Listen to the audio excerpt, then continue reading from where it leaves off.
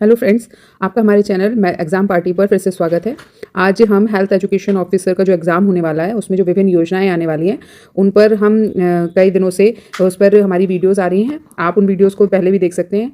हम इस सिलसिले में एक नई सीरीज़ शुरू कर रहे हैं।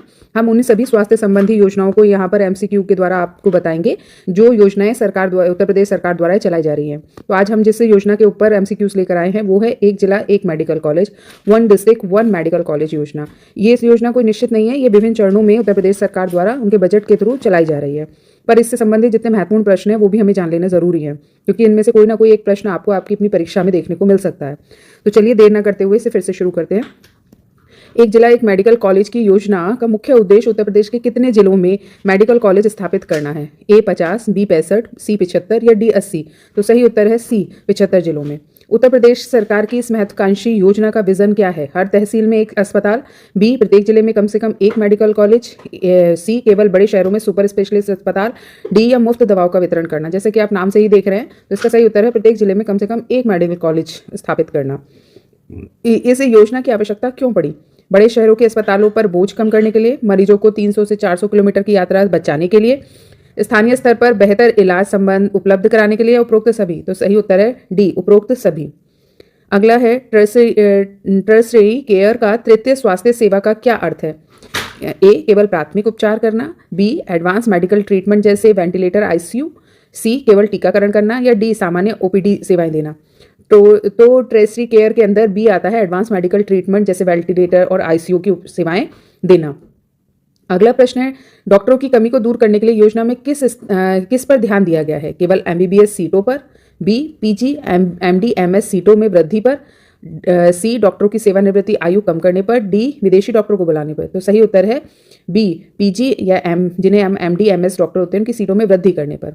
अगला प्रश्न है हेल्थ इक्विटी या सामान्य जिसे हम सामान्य स्वास्थ्य सुविधाओं के तहत किन क्षेत्रों पर विशेष ध्यान दिया गया है? ए पश्चिम उत्तर प्रदेश, बी बुंदेलखंड पूर्वांचल जैसे पिछड़े इलाके, सी केवल लखनऊ और कानपुर, डी केवल शहरी क्षेत्र। तो इसका सही उत्तर है बी बुंदेलखंड और पूर्वांचल जैसे पिछड़े इलाके। हम अगले प्रश्न 7वें प्रश्न पर आते हैं।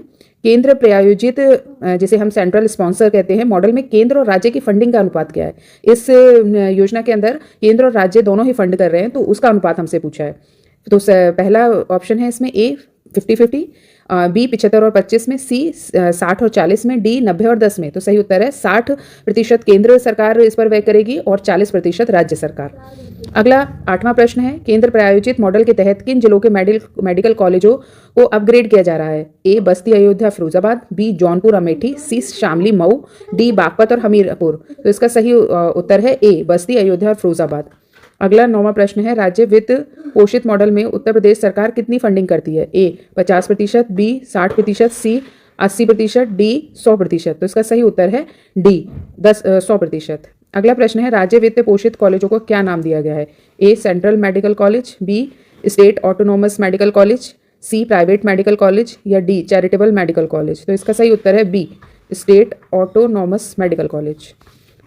अगला 11वां प्रश्न है जौनपुर बिजनौर अमेठी मेडिकल कॉलेज किस मॉडल के तहत आते हैं? पीपीपी मॉडल होता है प्राइवेट, हम इस पर आगे भी चर्चा करेंगे। पीपी मॉडल, बी केंद्र प्रायोजित मॉडल, सी राज्य वित्त पोषित जिसे हम स्टेट फंड मॉडल कहते हैं या विदेशी निवेश मॉडल। तो इसका सही उत्तर है सी राज्य वित्त पोषित मॉडल। पीपीपी मॉडल का पूर्ण रूप क्या है जैसा हम ऊपर बताने वाले थे, तो आप यहाँ इसके लिए हमने प्रश्न देख ही दिया है।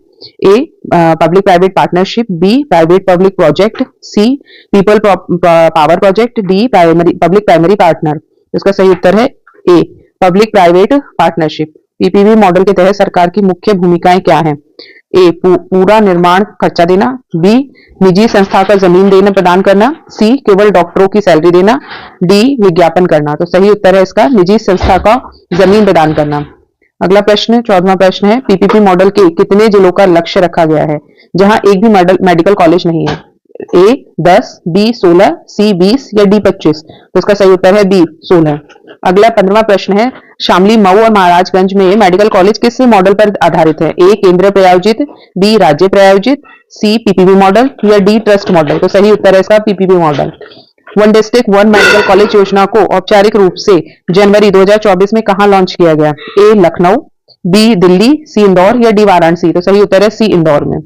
इस योजना को किसके द्वारा लॉन्च किया गया था? ए पीएम नरेंद्र मोदी के द्वारा, बी सीएम योगीनाथ आदित्यनाथ के द्वारा, डी केंद्रीय स्वास्थ्य मंत्री मनसुख मांडविया के द्वारा, या डी राज्यपाल आनंदीबेन पटेल के द्वारा। तो इसका सही उत्तर है सी केंद्रीय स्वास्थ्य मंत्री मनसुख मांडविया के द्वारा।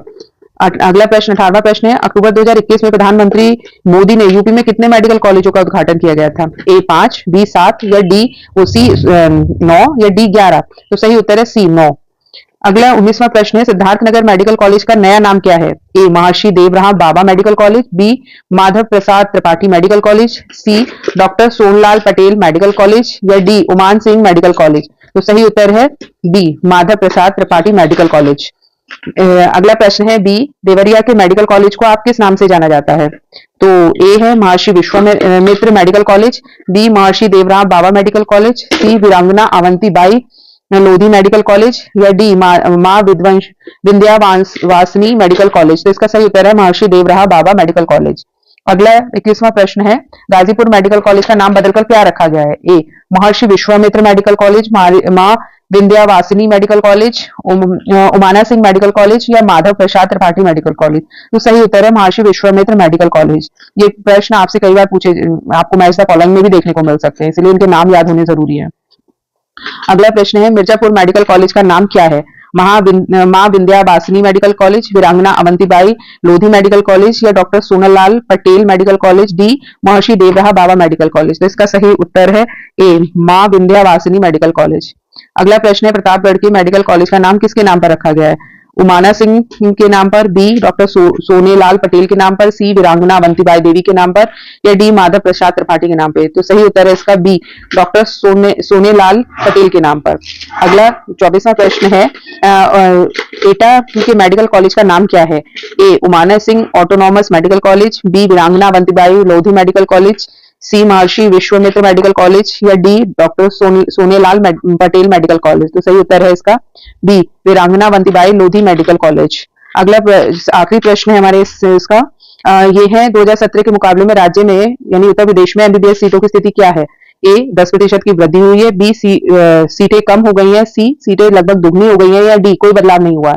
तो सही उत्तर है सीटें लगभग दुगनी हो गई हैं। तो आप देख सकते हैं कि आज हमने one district one medical college जो योजना चलाई जा रही है केंद्र और राज्य स्तर पर, उससे संबंधित सभी प्रश्नों को किया है।